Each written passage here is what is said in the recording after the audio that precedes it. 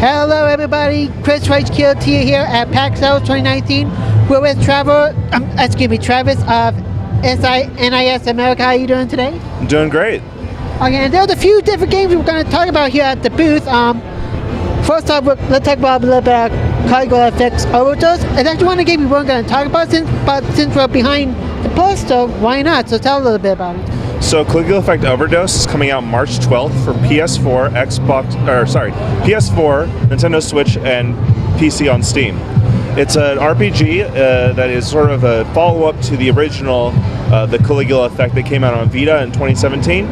That was a digital-only title. This is more of a deluxe version of the game. It includes many upgraded features such as upgraded visuals, a reworked UI, a new battle theme, also additional characters and routes that you can take in the game. That really makes it a really cool extra version of the game.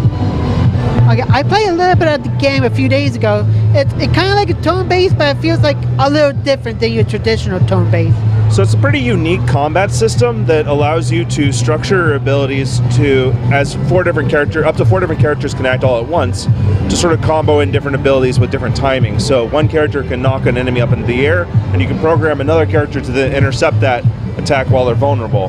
And all this is done with a system that looks sort of like you're creating a video with different clips on a timetable. Okay, that's actually pretty cool. It took me a while to get the hang of it, but I'm sure as you get used to it, you can do like a lot of complex stuff.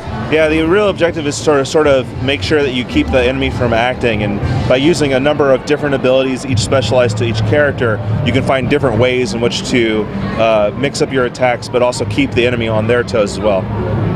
Okay, and how long do you expect the game to last for the average gamers? And So I think somebody going through pretty swiftly will probably find this around a 30-hour limit, but because of the extra routes and such, I could easily see somebody spending anywhere between 60 to 80 plus hours on this title. Oh, so it's going to be a nice beefy RPG for the sound of it. Yeah, I think it's a really great thing, especially coming out in March, sort of in between a bunch of different releases, so this is something that'll be able to sort of, occupy you for a while. Okay, and another game I wanted to talk to you about was, I believe it was Lapis Labyrinth. What's the name? So Lapis X Labyrinth is a title that's going to be coming out May 28th for Nintendo Switch and PlayStation 4. It's developed by our head office at NIS Software, and I like to think of it as a mixture between Monster Hunter, Castlevania, and Disney Tsum Tsum.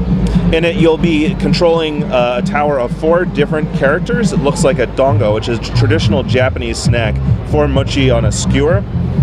And it is a sort of race for treasure as you delve back into the labyrinth again and again, earning more money and expanding your town. With up to 8 different classes, you can have a lot of different combinations and stuff going on.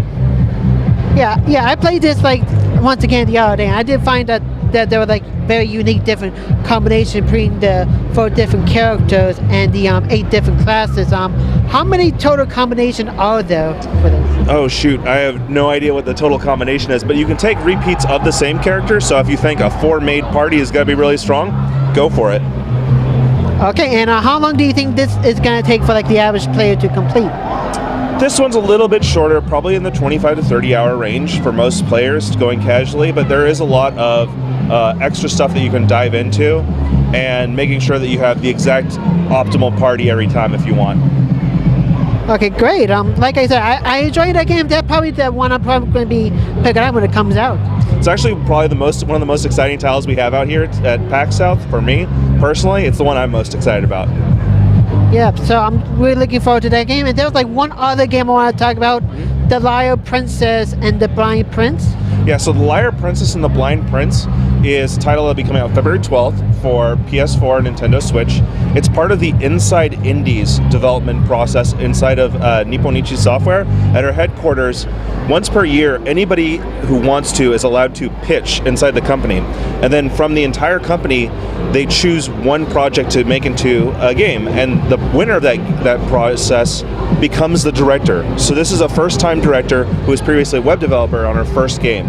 It's a really cool, very bittersweet fairy tale between a wolf and a prince who she accidentally blinds and has to bring him back to the Witch of the Forest to cure his eyesight.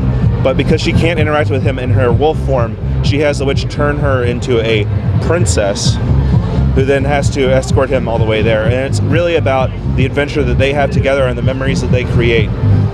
Yeah, I didn't get a whole lot of time with this game myself, but what I did see, I saw like a very unique story and a very impactful one of them, because she wants to help him because it was ultimately her fault.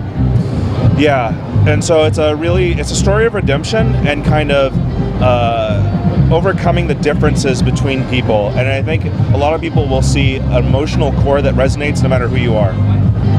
And can you tell us a little bit about the gameplay for the Blind Princess?